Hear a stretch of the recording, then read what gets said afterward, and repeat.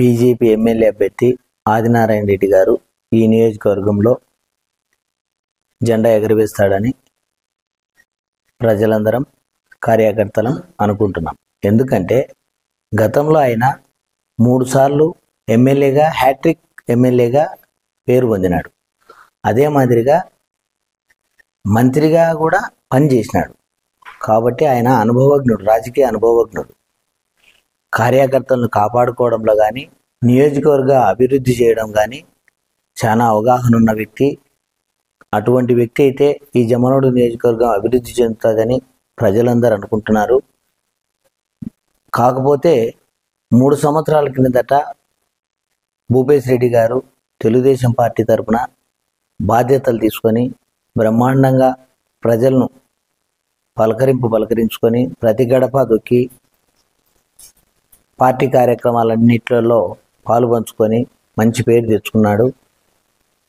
తర్వాత పొత్తులో భాగంగా ఈ జమ్మలమడుగు సీటును బీజేపీ కేటాయించినారు కాబట్టి అధిష్టానం మేరకే తెలుగుదేశం పార్టీ కార్యకర్తలు కూడా బీజేపీకి సహకరించి ఓట్లు వేయించి ఖచ్చితంగా గెలిపించుతారని మేము ఆశిస్తున్నాం.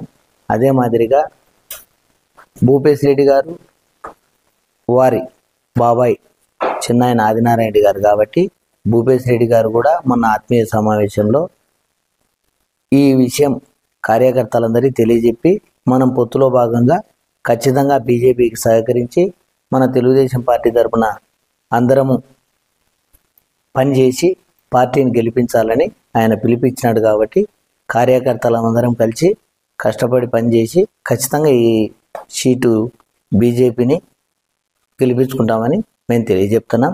అదే మాదిరిగా ఆదినారాయణ రెడ్డి గారు అంటే అభివృద్ధి అని పేరు తెచ్చుకున్నాడు.